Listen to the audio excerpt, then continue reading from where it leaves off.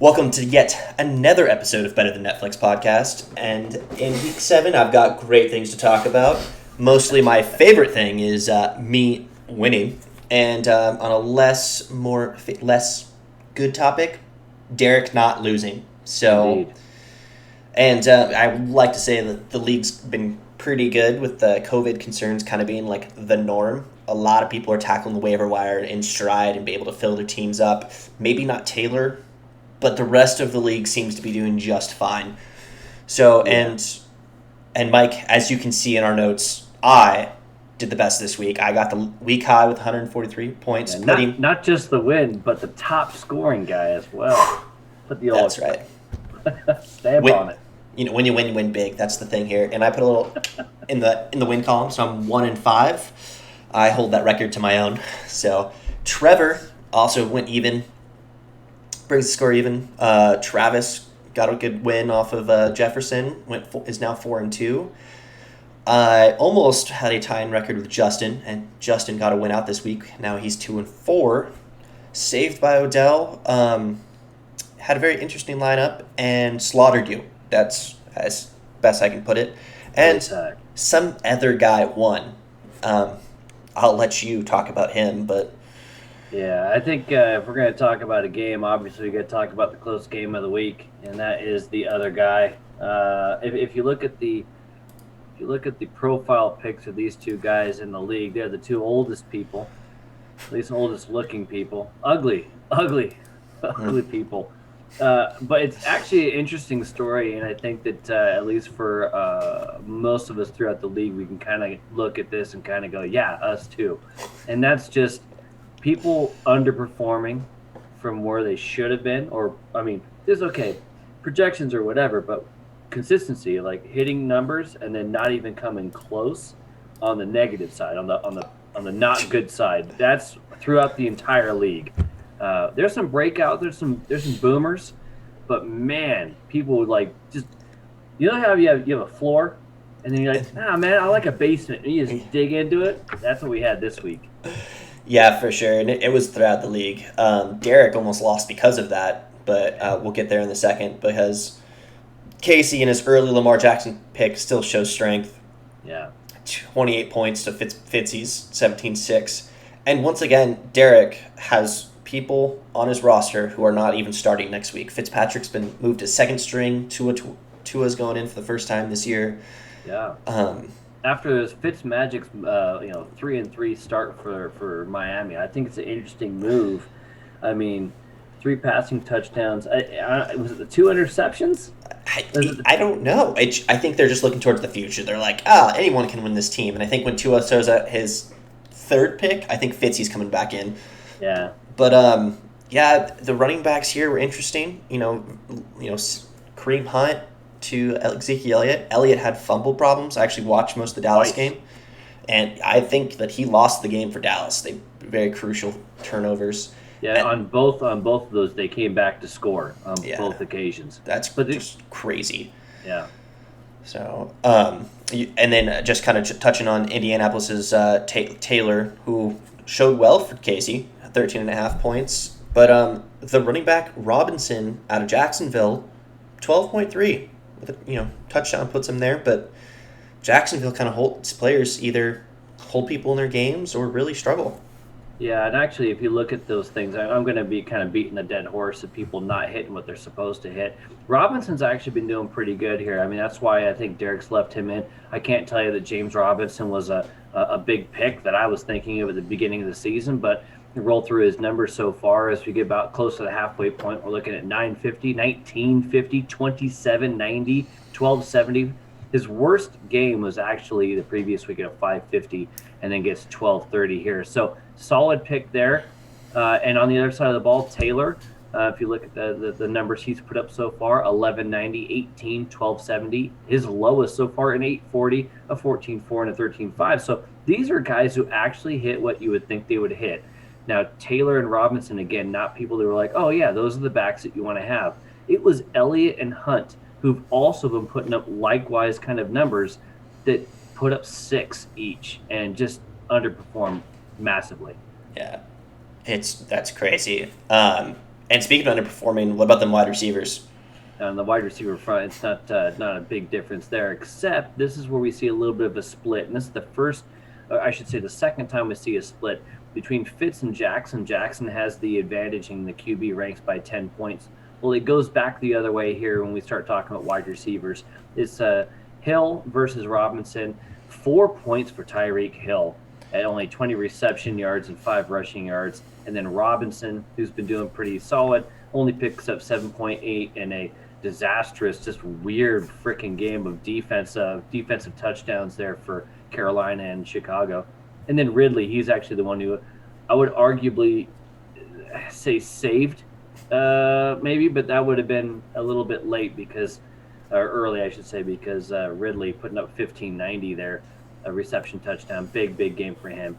Gallup on the other side, non-existent, and the thing about that with Gallup is if you're going to have a situation where you only get 2 of 6 targets, well, yeah, you're only going to come up with shite for points there. So the wide receiver game was pretty lackluster, and the lackluster theme just continues as we head down the charts. Yeah, and the tight ends don't look good at all. That Ingram and Higbee, I think that's projected right there, 7 points. That's pretty standard for a decent tight end. And Ingram, 4 points. At least he got points in that case. The more interesting flex position is, I think, where Casey lost the game here. He had Deebo Samuel coming back off of injury, a bit risky, but he scored 15 points on the bench, and if he plugged him in there. That being said, Derek had a lot of options on the bench as well because he left plenty there. But yeah, and I think that's one of those things where I think, you could say you should have put in Deebo, but if you look at the, like you say, injury and whatnot, 6 points against Philly, 3.2 against Miami. So for him to pick up 15, having him on the bench, and I want to say there was a lot of sitting going on with Samuel too, as far as the start him or sit him. So not terribly surprised at that one. That's just bad luck for him. But I mean, once again, I gotta make a point about saying how freaking good Derek's bench is. I mean, Jesus Christ, 25 points out of Jones. Kirk finally decides that he's going to play football over the last 3 seasons or whatever. So 21 points out of him. But even Robbie Anderson was a 9.7 there. So that's going to be another situation that, why we all hate Derek just that much more. Because not only could he win, he could win by more. Yes, that's 100% true. And the defense you touched a little bit there is I watched the Arizona-Dallas game. I was stoked about Arizona pummeling Dallas. It was awesome to watch. I didn't realize that another touchdown out of Arizona would have put Derek into a losing scenario. So I should have wanted more out of Arizona because negative 3 points for defense put us in that 0.8 point differential overall. And Casey, we all feel for you. Yeah, and that's what's interesting. You were just saying that too, is you were going for Arizona, and you had Dalton. But you already had the matchup won at that point, so you didn't really care. I won on Thursday. Yourself. Nice. But yeah, as you say, we feel for Casey, and really we feel for anybody who goes against that ugly man, that ugly bearded man that is Derek Esquivel. And rolling in, he still won. He still won the waiver wire picks. He still picked up good guys. He was streaming quarterbacks. Time to jump in to see who needs to fill what hole for this upcoming matchup. I fired us. My first on the list is my game against Trevor. Mm-hmm. I've got a full lineup in and still projected to lose by 10. But I think Andy Dalton's coming out of the game there. I don't think he showed very well, even play against a weak defense. And the only person that Trevor has to worry about this week, the Ravens defense on a bye. Yeah, and it's going to be an interesting deal trying to stream a defense there when we're talking about replacing one of the best defenses in the league, 18, 16, and 29 points, 11 points this last week. Their lowest is 7 and 8, but these are double-digit defenses right here that are actually doing better than some of our flex players out there. So you're not going to be able to probably just stream that across. I mean, I haven't really jumped into what we're going to look at in the streaming category a bunch, but yeah, to only have to do a defense there, and we're looking at Michael Thomas being still on the board there for him. He's got some plus sides here. It's not a huge surprise that maybe he's favored going into this game. Yeah, no, that's unfortunate for me. I'm still, trust me, guys, Justin, I'm coming for you. I don't want to sit here on the bottom of the league. I'm coming back, commissioner. Right here, streak, 1 win. Okay, that's better than some people out there. So Thanks. I'm jumping in there. Who do you have next on our docket? Next one, we got the guy who did a hell of a job last time about filling in buys, getting the NSYNC song out of his head there. That was Travis. He went from having 4 people on the bye in his starting lineup to now just having Sanders, the kicker, out. And now he's got one guy on his bench as well. But yeah, his waiver wire moves last week showed that he was pretty strong there. What's actually interesting is at a 106 to Shelby's 93, advantage his. And well, Shelby's got a full docket. The problem with her docket is that it's a lot of single digits. Yeah, she's got some room on the bench to play with. She's got Prescott on the RR, who's not coming back, so that's a free drop to go hunt for somebody. And Kamaro's on the bench. Look at the projection. That's pretty crazy. I was just about to say that's pretty high for any projection. I'd be more that's like not a quarterback. Yeah, I'd be more like 15 points for Kamaro's pretty good. They are playing Carolina. And but on the other side, I did want to mention the Jefferson bye week finally came alive for Minnesota, and I think he's here to stay, especially for Travis's flex position, maybe wide receiver too. Yeah, it could be. And I think that's going to be one of the things is who decides to show up and play. If they're going to show up and play, then yeah, you got something. Otherwise, time to start, getting creative. For sure. And you know what? I will say, Travis, if you can beat Shelby this week without replacing your kicker, I will accept our trade offer. Okay, that's right there, because I don't think you can do it. So it's pretty bold. It's also going to see if Travis watches our little podcast this week. Yeah. So he does on Sunday. I think he does. Yeah, he's like on the way home from the track. Yeah. So yeah. I think. But moving into our next game, we got Justin, who's I think Justin and I are last and second to last. We're winning together, so I also want someone. If we can be on a winning streak here, move up the charts, might be a little better. And he's looking great when it comes to filling spots. He's got a full roster, looking decent against a struggling Taylor. Yeah, and actually Taylor's he's on a loss this last time. Justin's on a win. Actually, you say he's second to last. He's third to last. He's actually number 3 on the waiver. And it's nice when you got a W next to your name and you're low on or I should say favorable on the waiver. It's actually Casey who is second last after his 0. But they are tied at 2 and 4. But going back to what you're saying about a full roster, not having to mess with the buys, there's not a lot of love on the bench for him. It looks like he's got most of that lineup dialed in. But going back on the other side of Taylor, as you say, kind of struggling, just 76 points. But 2 buys. Unfortunately, only one of them is a worthwhile one. That's the running back. However, the bench doesn't look too damn bad. You got Metcalf in there, Jackson, Gordon, if he decides not to go drinking this weekend, he should be all right. So just a whole of the kicker, which is streamable, and there's some big gains to be had here, I think, at least in the flex position and certainly in the running back with the slot in of Gordon. Yeah, I think Derek doesn't have a chance this week.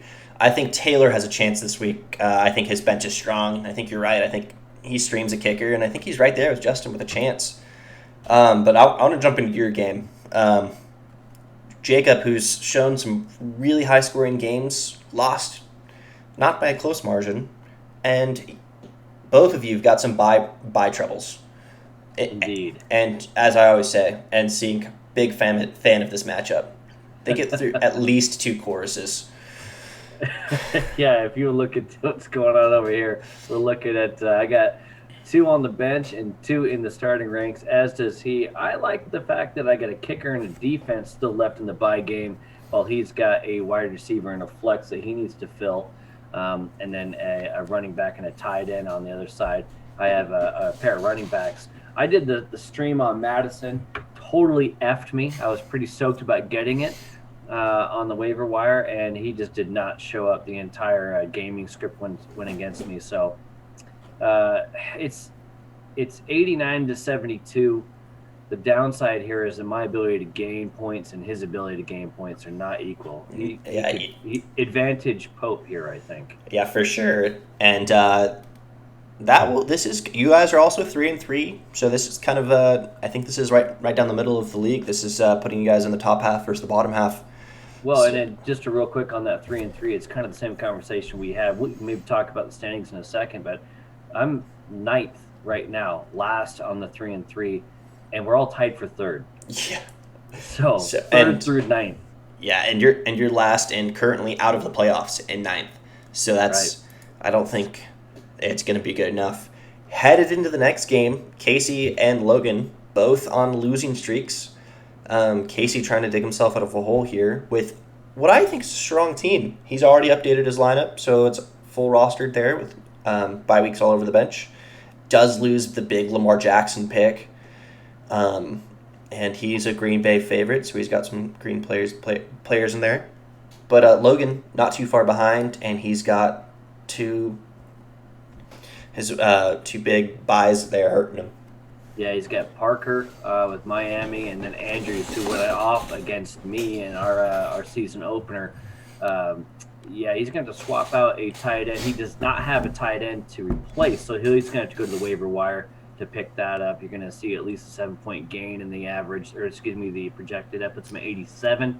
You pick up one more, and you just slot in, say, Boyd and or even Chark, and the advantage actually slots back over to the bench warmer. So not going to be too hard for him to find something if he finds a decent tight end here.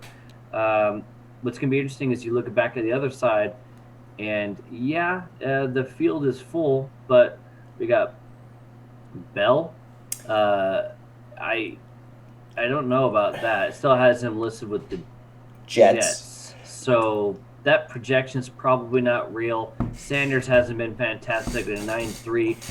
We may want to give a little bit of love out of the gate to Casey here, but God, I think this is going back Logan's way. Yeah, Casey, please look at your team. Please watch the podcast. Please know the Bell is not a viable option. Give us a like and a subscribe. None of the league members have subscribed, but I got some new fans. So, yeah, but Casey, you got to find something. Dig deep here. Let's shut the losing streak down and propel yourself into the playoff positions here. Do we have to talk about the next game? We do, and I'll tell you what. If there's a week that I'm going for the participants, it might actually be this week, just because I'm awfully sore about this loss. So, as much as I want to see somebody take down the participants, I don't want to see Odell getting the love. It hurt, didn't you? It hurt you. It hurt you a lot. Yeah, insides. And he took some risks last week too, and it benefited him greatly. And I don't know when it is, because right there, we're 6 wins in 13 games. We're right around the halfway point. Yeah, I think Derek's gonna have. It's kind of like when you start going for like a 300 game in bowling. Like, when do you start rooting for them instead of against them? But we're not there. we're definitely not there. I'm totally fine with the Zodi team of Cody and Xenia. I'll say this. The other thing about that record, though, that we can start talking about here maybe in a couple of weeks, he's going to get, especially with everybody else's records where they're at. I mean, when you're 3-3 and you're tied for third, he wins a couple more, and he's going to get maybe not drop a defense. Maybe play the buys a little bit different here. If he's got any late season buys, and go, screw it. I like this guy for the playoffs. Hold on to him. Is it worth giving up number 1 seed or anything like that? I don't know.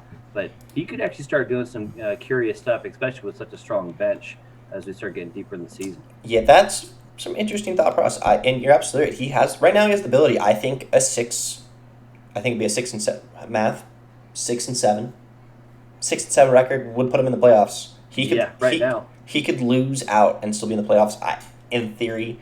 Yeah, the way the season's going. Oh, for sure. And just looking at this, he's going to keep the games close. I think Derek's locked into the playoffs. He'll be good. It's just kind of seeing who's going to join him there and if he can see what seed he's going to be. Yeah, real quick before we move on away from these guys, though, we don't see the best lineup here out of Odell. So Odell could actually make some moves and get some gains because you've got Jacobs a running back at 13, McLaurin 15, and we're just talking projections, right? But there's that, and then he still has Eifert, the waiver wire pickup he had just to fill a spot at a 6. So actually, this could be another very very close matchup here, and maybe the closest one if we actually see what they put in. Yeah, for sure. And you're absolutely right. I did want to jump into since the bye weeks were prevalent this week, let's see if there's some streaming options on deck here for kickers and defenses. Well, that's what I'll be looking at. And I, as well as because I would like to take some of these options away. Yeah, well, I'll tell you what. If we start with the kickers, it's going to be interesting to see what you do here. I mean, you can look at projections, but the one thing I've learned about, and at this point, I mean, my feel good about the waiver wire is taking a big shit. I got all cocky in the chat and said that it was 11 for 12. Big deal. It didn't help. So I don't know if you go off the projections as much. I like to look on matchups. A little other thing I like to look at when we're doing kickers. I'm just going to give away everything if I can here. Weather. I like to see if we're playing in a dome or if they're playing in the wind, like the Bucks game. Do you see the friggin' hurricane going on with that? Whew. So crap like that when we're talking about kickers and who we're trying to pick up. So yeah, and I don't look that far into it. I'll tell you. But There's nothing else going on. Yeah, I like the Ryan Suckup Tampa Bay kicker. Freaking Brady went off last week, high scoring, and the Will Lutz New Orleans pickup for Carolina might be good. Even though they don't have the highest fantasy points, Will Lutz is actually projected for the most. But that's what's tough about the kicker, right? Is that if it's a high scoring team, they can get down to the end zone all day. You're picking off little ones and ones and ones. Yeah. You really need not that good of a team. Get down the field, but then stall. Yes, for sure. And it's this. We're talking about the roulette of fantasy football. So jumping into defenses because I didn't like any of the other kickers, and I know you like to keep your secrets. Not a whole lot of great options.